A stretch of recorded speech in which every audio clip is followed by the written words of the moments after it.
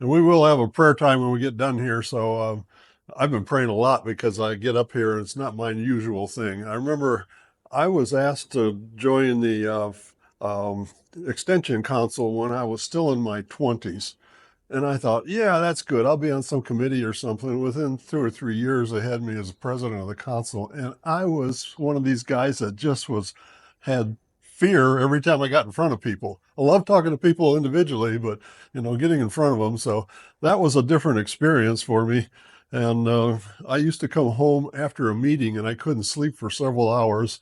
And it was like, I don't know why I took this job. It's just so hard on me. But it's so great to be able to fellowship with people and look them in the eye. And I still just really like face-to-face contact. Now, with our world and so as far apart as we're spread, think about these Zoom meetings because they really can be a very interesting meeting. We do a lot of our business on Zoom meetings because we have directors from all over the Midwest and even out into New York and so we end up, we can't ship everybody there because it's kind of expensive.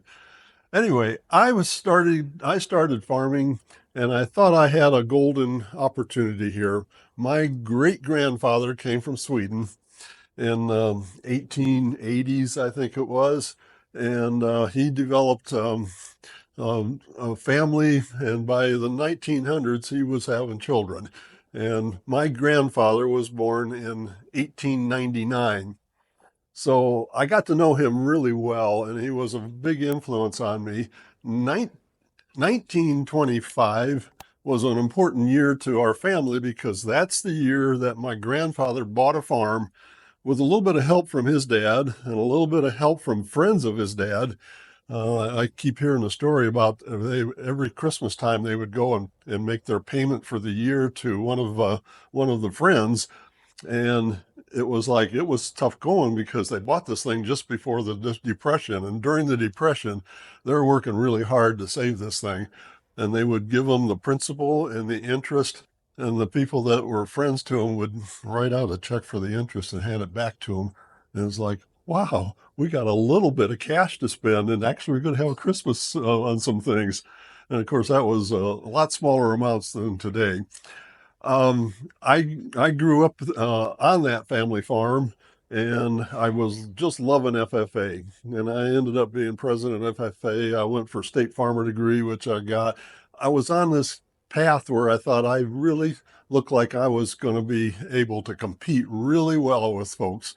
And I remember, I don't know if any of you ever used FBFM, Farm Business Farm Management. If you're in Illinois, that's the name of it. I think other states do different things. And it was a cooperative thing where they got together to do their books and get somebody hired that really knew taxes.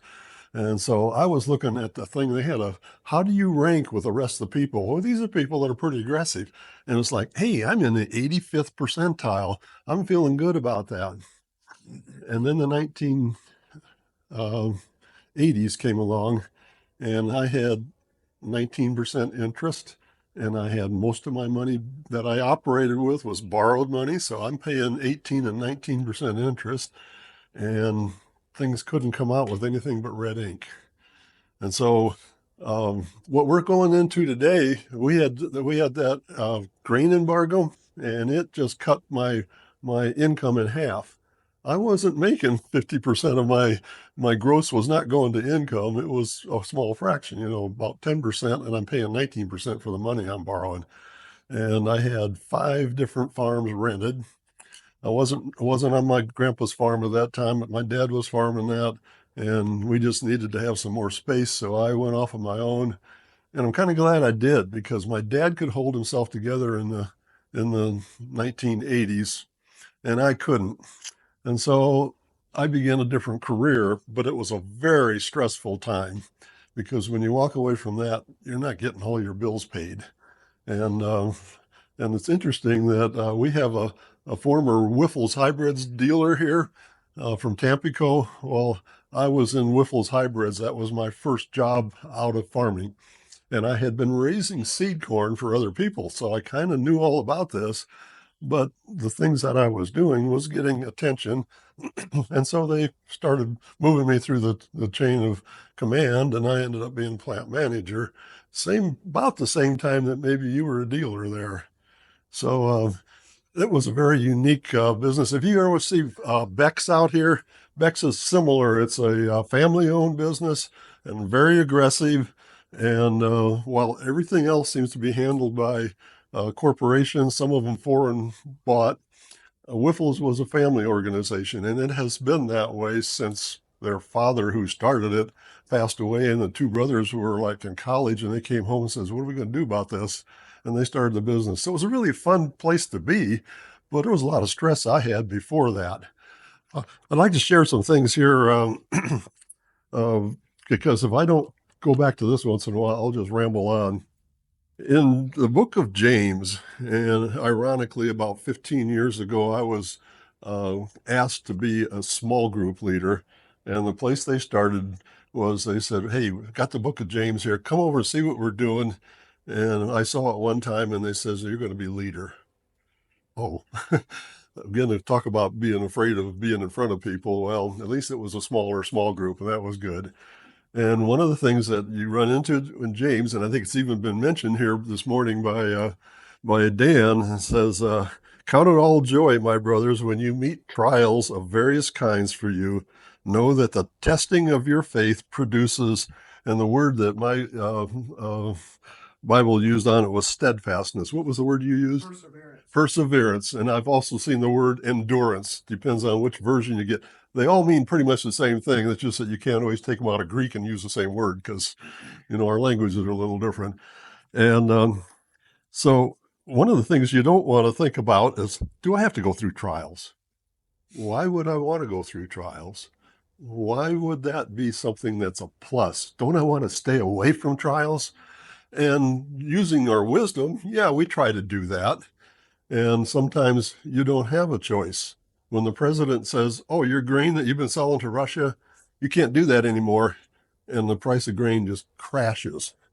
And I kind of liked what Bob Dole said at the time. He says, "I think the president is going to fight the Russians down to the last American farmer." Well, I was one of the casualties of that. And so I understand that. And later in James, and this is all in the first chapter, it says, "Blessed is the man who remains steadfast," uses that same word again, perseverance, um, "for he will receive the crown of life, and God does not test him with evil." I've had a lot of people tell me, "Well, that thing happened, and God put that in front of you," because no, God uses what we do and the evil that we enjoy, we think we're going to enjoy by being a fallen creature. He takes that and still turns it into something good, which is Romans 8:28. And that was something that I had to grasp onto. Um, does any of you know who Lee Iacocca was? I see some heads nodding. Well, he was considered the father of the Mustang. And there was a time there when Ford Motor Company was smarting a little bit because they had introduced the Edsel and they did a lousy job of it.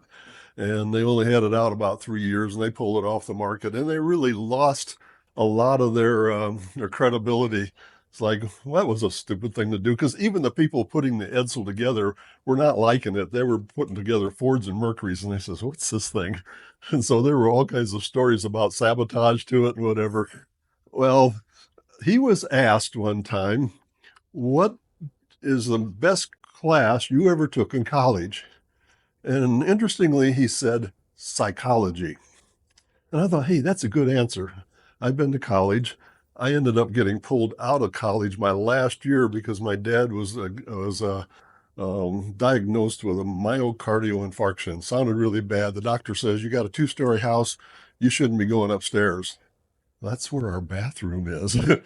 And so I was called back to save the farm, my grandfather's farm, which my dad had taken over. And my grandfather was still taking income off of it, and my dad was taking income off of it. And I was going to come back to it anyway, I thought, but I wasn't ready. I was having a great time. I'd gone to a Christian university, and it was a wonderful place and what great experience. And the first time I had been out of the home. And so I was there for my junior year. Senior year did not happen. And I thought, gee, that's an interesting thing, psychology. I've taken psychology. What's the most important thing I've ever taken in college? Well, this is some years later, and when I got pulled out of college, I went back to different places and I took more classes. So I never had really a finish up of a degree, but I was taking things at Moody Bible Institute. I was taking things from Western Illinois University. I took things from University of Illinois and things in finance and management and at the Moody Bible, I took something called interpreting the Bible. I thought that sounds intriguing. Well, I grew up in a church and I grew up in Sunday schools. Some of those Sunday schools were taught by my great aunts, and and then my parents moved to a different location, and I grew up in a different church, and I really had a lot of things that I thought were good teachers. But there were a lot of things in the Bible I was not exposed to. And when I did read it, it's like, I don't know if this makes sense. I had a lot of trouble with the Old Testament. It didn't connect with me. And I thought, well, I guess that's was then for those people then. And okay, I'm going to look at the New Testament. Well, you miss so much in the Old Testament because it all ties together. And I didn't understand that because I didn't know how to interpret what I was reading.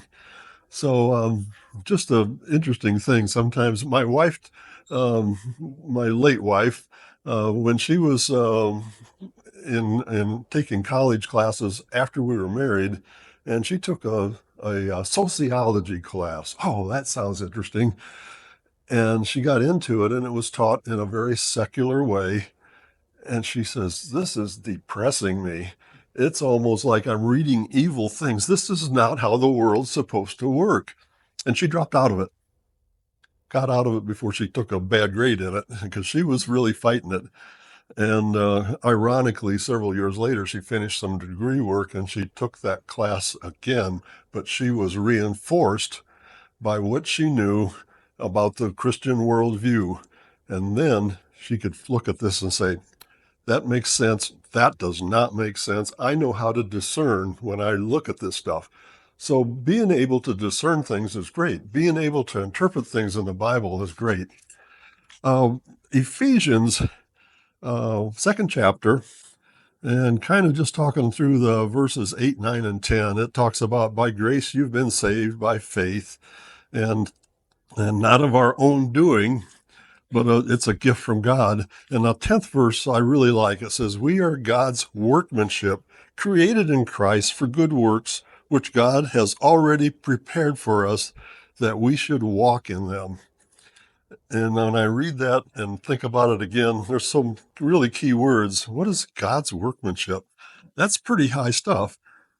And did we get it because we're smart? No, we got it because of what Christ has done for us. And he's already prepared jobs for us. Sometimes when you're going through these trials, you say, I don't know what's happening here. I don't think this is supposed to be where I'm at.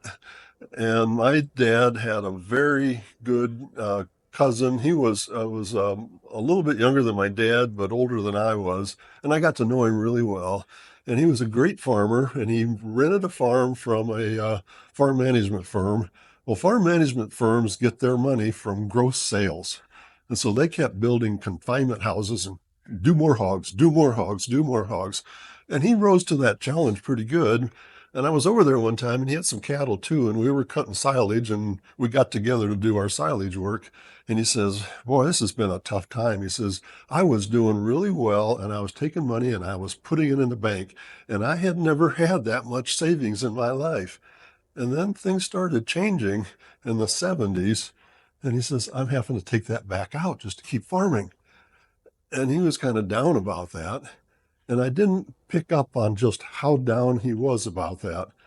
Well, it turns out that his mother and father were stressed out, and his mother, which happened to be one of my Sunday school teachers, said, I just can't take this marriage anymore. And his father drank. I knew that. I never saw him drunk, but I saw him pretty limbered up at times, you know what I mean. And so he had that background. This cousin had his wife went to church, the same church that we did, but he never showed up. And he was not dealing with this in a good way that he had any reinforcement. One day, his wife and children are down in the Quad Cities, which was close to us, doing their Christmas shopping.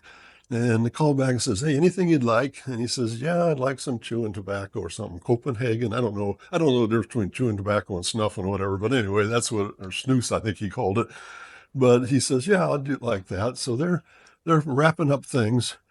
And when they had come home, he had decided that he just was needing a little bit of lift up, and he started drinking. And he drank more than one beer. And you may have a lift at a certain time, and then you have a depression after that.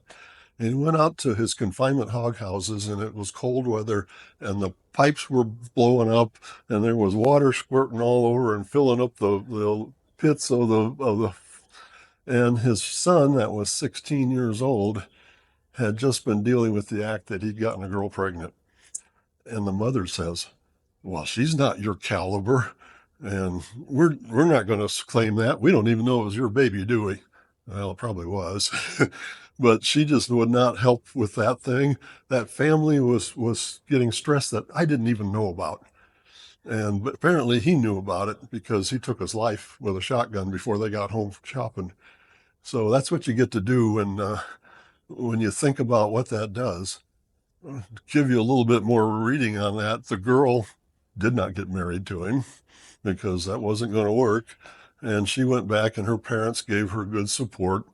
She had a baby that looked an awful lot like the father. And so everybody in the community knew what had happened. And we went to a memorial service, and his wife didn't even want to show up, didn't want a service, just marry him and get this over with, because this is such a horrible thing. Well, we said, God can't do that. Well, we didn't have any open casket, that's for sure, because of what he had done. But we did have a memorial service, and she came in the back of the church in a room that was back there that she didn't have to see anybody. It took a long time for that family to start recovering. The boy today married someone else. He's a vice president at a bank. He's doing well, but that forever you're going to be thinking about, I walked away from my son. Now, this was before, I don't know if it was before Roe v. Wade. It was about that time. So abortions were not usually considered, especially in a rural community. So the baby did live, and it's thriving. And the thing is, God will use these issues anyway.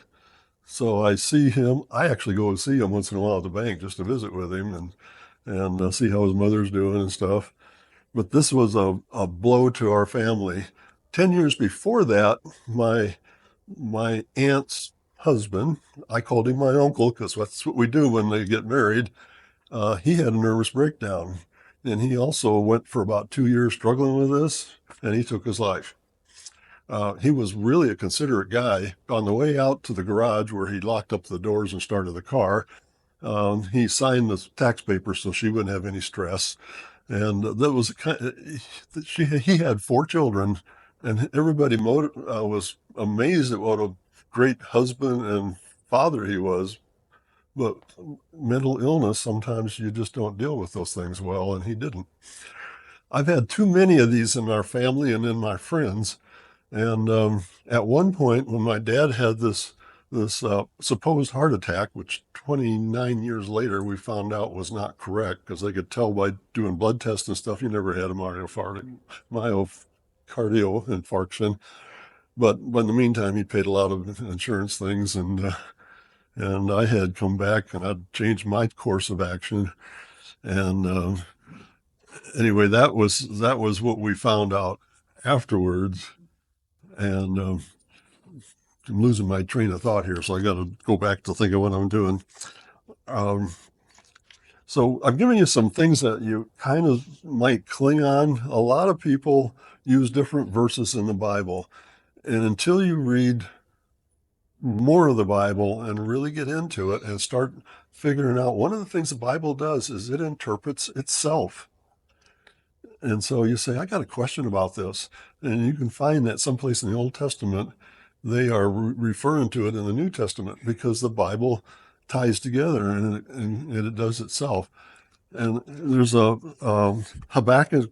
Are you familiar with that book? It's not one that everybody just likes to read because it's a downer. God is telling people that they're going to have to shape up. And he, as a father, this is a time when he gets out and gives them a little bit of a whipping here. And you can't really get really excited about Habakkuk until you get to the last chapter. And it says here that, let me see here. I got to get the words on it if I can. Maybe I don't have the words written down here. It talks about if the fig trees don't bloom, and the grapevines are not producing, and the sheep are no longer in the fold, and the barns are empty of your cattle. Well, that's what I was facing. I was selling off everything, and I wasn't a farmer anymore. And that was a generational thing and an expectation. I was the only child. That was the only thing my parents had to do. And my father was probably going to take over all of that farm and inherit it. Instead, because I was not there, my father had to deal with his sister and his brother, and they split the farm all up. So what was a 400 acres ended up being 160 that my dad had, and 160 that my uncle and aunt split off, and other things that we went ahead and sold off. And so at that point, it sounds like, well, at least I've got an inheritance. And I was looking forward to that because, after all, I had saved the farm for the whole family, except my mother had dementia. And she became very angry at everything. And because I was not a farmer anymore, she had to blame somebody. So first she decided to go talk to my wife's stepmother. If you hear of all the stories about how evil a stepmother can be, most of them are really good people. They try to pull back families, they put things together. But this lady was the textbook evil stepmother. And she lied about everything. And my mother went to ask her questions about what had happened that had disturbed my wife so much. Well, she had her family break up when she was 8 years old. She was the oldest, and she's trying to take care of her baby brother and her younger sister. And so she didn't get along with the stepmother very well. Well, the stepmother didn't really want those three kids anyway because she had two of her own. And so she made up all kinds of stories. And when my mother asked her about it, she repeated them. And my mother decided she wanted to be angry at somebody, so she was going to be angry at my wife. And her comment was, I don't want my dime of my money to ever go to Deb. That was my wife's name. And so my father was not, I said he was a peacemaker, and my son says, no, he was trying to be a peacekeeper. There's a difference between a peacemaker and a peacekeeper. And so he come up with this plan about, well, why don't we just go ahead and divide up the farm, and we'll give Jim a portion of it. It turns out that was not a bad thing. I'm okay. I'm taken care of. My eternity is not based upon that farm. It seems like it when you're in that environment, because that's what you do. You say, I got to save this farm. Here's a generation that came from Sweden. Here's a generation of his children. Here's a generation of his grandchildren. And now I'm a great grandchild, and I dropped the ball, it looked like. And so that seems to be it. But that was not what happened, because I had three children that I put a focus on. I put a focus on my wife, who was struggling all of her life with this issue of the family breaking up that she was growing in. And I have three children that I'm really proud of today. Those trials, they saw us go through. And one of my sons one time said, Dad, you sure had some tough times, but you always kind of managed to pull it together and say, this is the Lord's work. And I didn't know I was doing that at the time, but that was important that we did that kind of holding things together. And I'm running off time. Am I taking too much time, Dan? So anyway, I look back at that, and at the time it was terrible. I was having depression. I was feeling. My dad, when he had his problem, he asked me to put the guns away. That kind of shook me up. And and fortunately, we didn't have some of the rules we did. And I wrapped him up in a blanket and put him in my car and carried him around for several months until he said, you know, I'm over this, pal. You can bring the guns back. If I'd have been stopped with a shotgun and a rifle in the back of my car, there'd have been a lot of questions to ask. Today, there'd be even more in the state of Illinois, and the fact that I go to Chicago once in a while. But that was a struggle because I'd already lost other people in the family, and I'd lost other friends.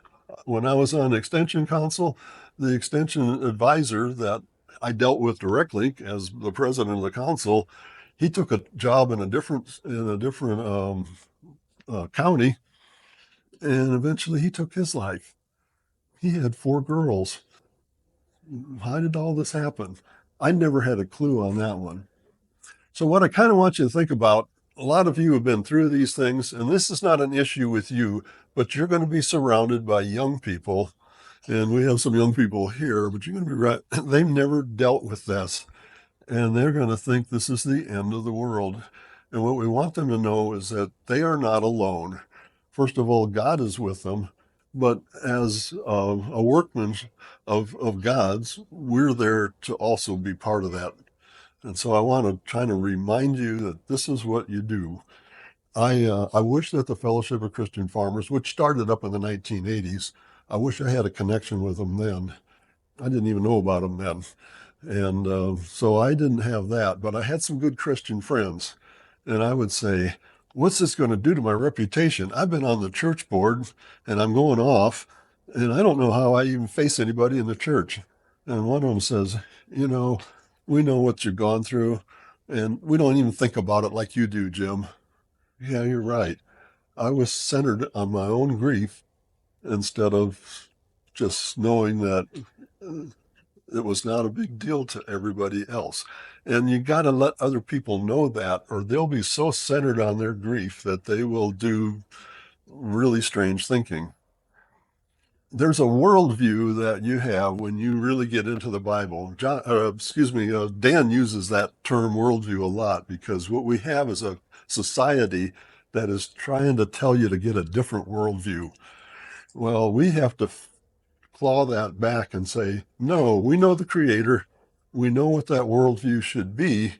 But in order to really understand that, you really have to understand what God revealed about it in His Bible. This is my notebook. This is not my Bible. I wrote down some things because my Bible has really fine print. I wouldn't be able to read it up here. Um, I guess I just want you to think about how there are new mercies every morning. My wife and I prayed together. I lost my first wife, and that was about 6 years ago, and I actually made contact with a friend that I had dated over 50 years before in college.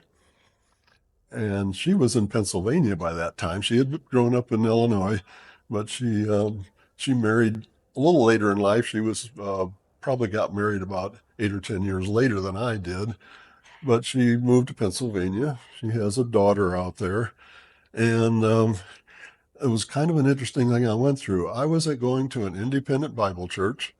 I grew up in a Baptist church.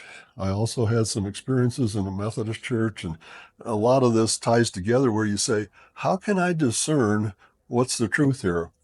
And some of it is really important because it's the basics of what Christianity is. And if you don't have that, you don't have a church. Well, there's other ones that are just like, well, they decided to do this and how they do that function or whatever. And those you need to be able to say, I can live with those or I'm not going to live with those. If I can't live with them, I better find a church where I fit. But if it's not a big issue, and my wife now was a Lutheran. I had a little problem with Lutheran when you grow up as a Baptist and a Calvinist, but my youngest son, is a pastor, and when he went to Dallas Theological Seminary, which has a lot of Baptists in there, he got a job working in a Presbyterian. It was a PCA, rather conservative Presbyterian church, and he says, I like what they're doing. And his older brother says, "How can you do this?" And now his older brother goes to the Presbyterian church too. Anyway, I had to say, is this important to me or not? I turned him over to the Lord.